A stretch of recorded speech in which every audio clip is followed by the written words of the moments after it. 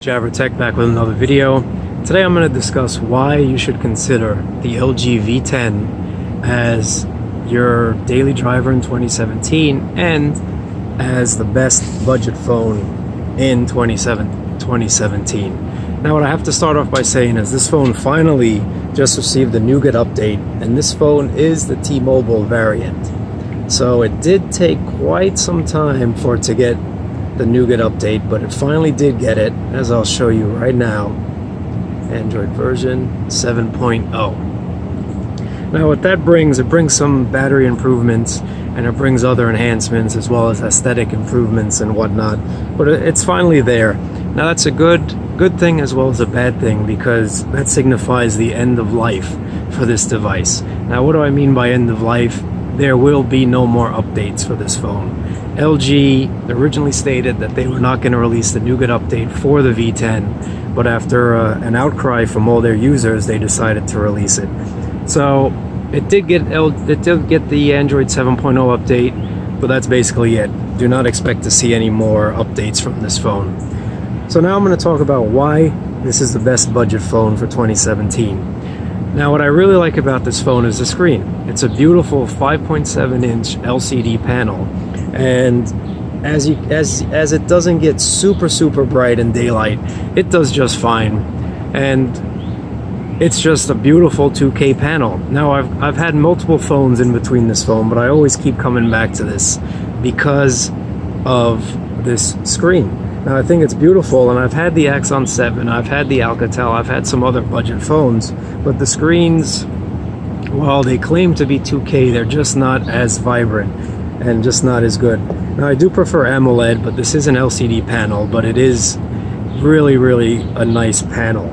So the screen is nice. What I also like about this phone is that there's plenty of storage. This has 64 gigs of internal storage built in, which is plenty, which is more than enough for the average person. And even if you load it up with videos and photos and apps and games and everything else, you probably will have enough storage to last you for another 2 years. Now why do I say this is a great budget phone? Because of the price. You can find this phone on sites like Swappa or eBay for the low price of $150. Now $150 for a phone of this caliber is excellent in my opinion. The Axon 7, while it is rocking the latest Snapdragon, well, not for right now, but it was at the time 820, it's still going to run you about 300. Now, for an extra 150, do I think the Axon is a much better phone? No, because the camera on this phone is just excellent. It was one of the best cameras when it debuted on the G4, and I still say it can go head-to-head with the budget phones of 2017. Now, it's not going to beat out the flagships such as the Galaxies or the LG G6, but it will practically beat out any budget phone that you throw at it. Now, what I also like about the camera is it has the two front-facing cameras. One is a regular standard camera and the other is a wide angle. Now the wide angle front-facing camera is great for when you're trying to include more in your selfies. Now I personally don't take a ton of selfies, but when I do, it's usually a scenic selfie. So I like to be able to include more of what's behind me in the photo rather than just myself. Well, that's just me. Most of these budget phones, you will not find a wide angle camera on the front. Now, what I also like about this phone that really can't be beat is the quad DAC. Now, the quad DAC absolutely makes everything sound so much clearer and richer than just your regular output on these phones. Now, watching YouTube makes a difference. Listening to music makes a difference, even if you're using cheap $5 headphones that came in your friend's Galaxy S8 box.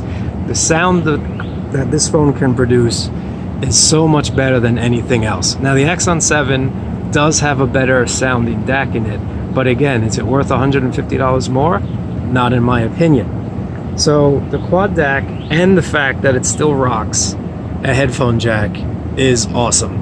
I don't know why manufacturers are turning away from the headphone jack. I mean, I know why, but most of us don't like Bluetooth. I'm not a fan of Bluetooth. I like having my headphones. I like having a nice pair of headphones on, and I don't want to have to worry about carrying a separate dongle just to plug into my USB-C phone just to listen to some music with headphones.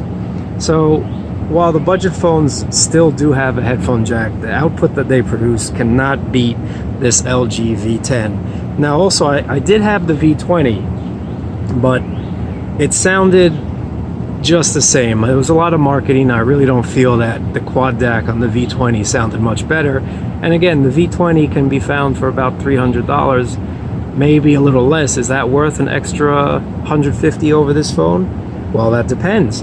Now, are you a gamer? Do you play a lot of games? If so, then this phone probably is not for you, because it is rocking the Snapdragon 808 processor, which is a few years old, and the newer processors just do a little better job with graphic intensive games.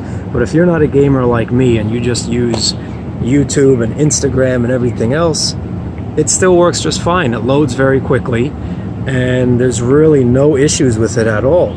So if you're just an average user and you just want to use your phone for texting, calling, maybe a little Facebook, Instagram, something like that, and you're on a budget, I can highly recommend this phone, especially with nougat.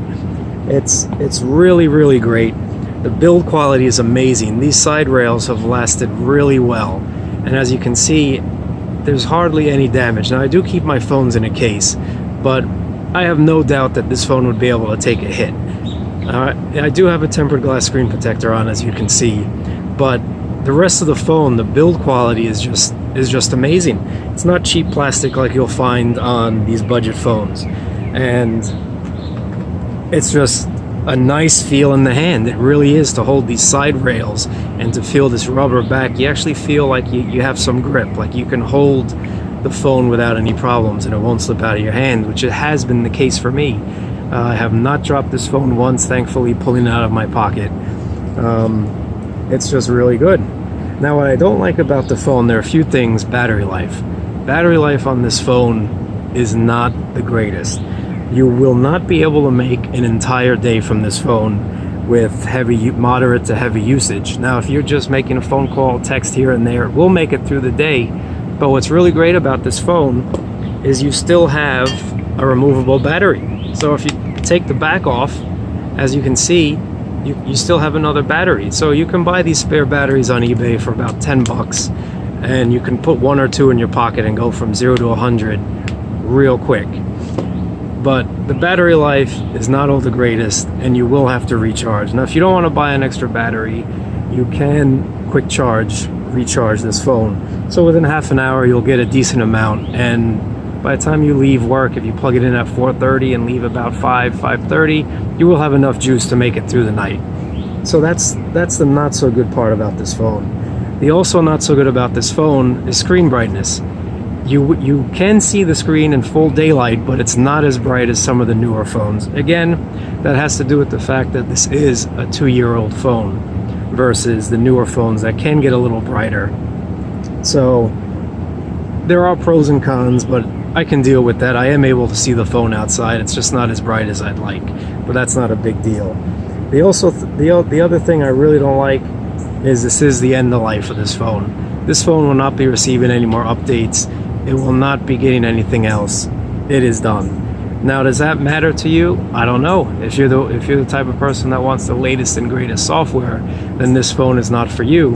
Or you could buy this phone for the super low price of $150 and wait until something better comes out. That is, if you needed a temporary phone just to hold you over.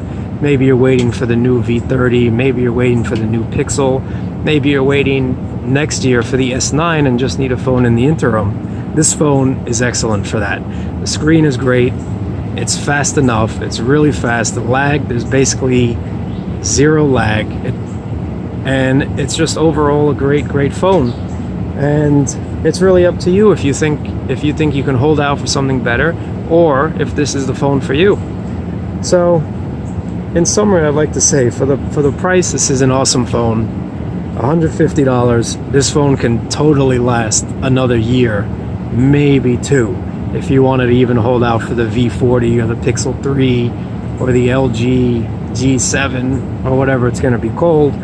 This phone will definitely make it until next year or even the year after. It's a really great phone. The quad DAC, headphone jack, camera, build quality, storage, And even you have this little second screen on the top, which I really didn't mention because I think it is gimmicky and I rarely use it. I don't even use it. It's too low at night to read it, so it really doesn't make any sense. It's a nice little gimmick. It's there. Well, it is what it is. Anyway, I hope you like my review on this phone. If you have any questions, please let me know. Thanks.